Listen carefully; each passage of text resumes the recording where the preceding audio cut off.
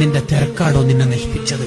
ഹത്താ സുർത്തുൽ മഖാബിർ, ഖബറിലെത്തുന്നവരിൽ തിരക്കുണ്ടാവും. ഖബറിലേക്ക് പോകുമ്പോ കഫംപുടക്ക് കീശയില്ലാത്തോണ്ട് ഫോണൊന്നും കൊണ്ടുപോകാത്തോണ്ട്, 2 ഫോണും വലുതും ചെറുതും കൊണ്ടുപോകാത്തോണ്ട് അവിടെ പ്രത്യേകിച്ച് തിരക്കൊന്നും ഉണ്ടാവില്ല. അവിടെ അനങ്ങാണ്ട് കിടക്കാം. ഇനിയൊരു മീറ്റിംഗ് നിനക്ക് ജീവിതത്തിൽ ഇല്ല, ഇനിയൊരു സ്വലാത്ത് മജ്ലിസില്ല, ഇനിയൊരു സുബ്ഹ് നിസ്കാരമില്ല, ഇനിയൊരു തസ്ബീഹില്ല. മരണം മുതലുള്ള കാലം പ്രതിഫലത്തിന്റെ കാലമാണ്. മരിച്ചതിന് ഒരു സുബ്ഹാനയും ചൊല്ലാൻ കഴിയില്ല, 1 രൂപ സ്വതക്ക കൊടുക്കാൻ കഴിയില്ല, ഒരു സ്വലാത്ത് ചൊല്ലാൻ പറ്റൂല, ഒരാളുടെ മുഖത്ത് നോക്കി ചിരിക്കാൻ പറ്റൂല, ഒരു ഖുൽ ഹു അല്ലാഹു ഓതാൻ പറ്റൂല, ഒരു വിത്ർ നിസ്കരിക്കാൻ പറ്റൂല.